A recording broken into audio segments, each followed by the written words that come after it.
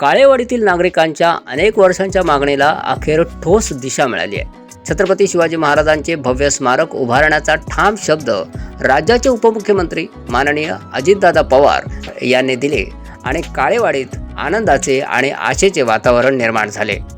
इथं काहींनी शिवस्मारक काळेवाडी प्रभाग 22 मध्ये करायचं ठरवलं.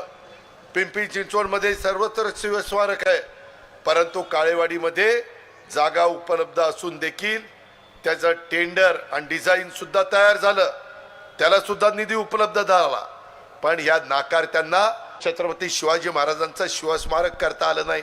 अशातनं तुम्ही त्या ठिकाणी मागं निवडून दिलं. आता आपल्याला पुन्हा आपलं जे काही लोकांचं हे स्वप्न आहे ते स्वप्न पूर्ण करायचं आहे. हा केवळ राजकीय आश्वासनांचा विषय नसून मराठी अस्मितेचा आणि स्वाभिमानाचा प्रश्न असल्याचे नागरिकांचे ठाम मत आहे. प्रभाग क्रमांक 22 मधील राष्ट्रवादी काँग्रेसचे अधिकृत उमेदवार मच्छिंद्र तात्या तापकीर यांच्या सातत्यपूर्ण पाठपुराव्यामुळे हा ऐतिहासिक निर्णय शक्य झाल्याचे बोलले जात आहे.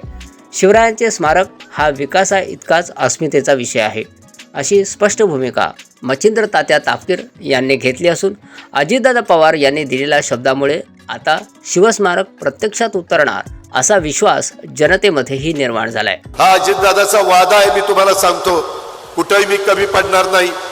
हा काळेवाडीत छत्रपती शिवाजी महाराजांचं स्मारक गेले अनेक वर्ष प्रलंबित आहे.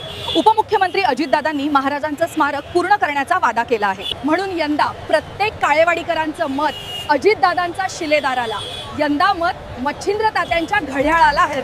आज पाठीशी दादा तात्याचा वादा असल्याने काळेवाडीत शिवस्मारकाचा वादा पूर्ण होणारच असा ठाम विश्वास नागरिक व्यक्त करतायत. सिटी प्लस मराठीसाठी गणेश मोरे, काळेवाडी, पिंपरी चिंचवड.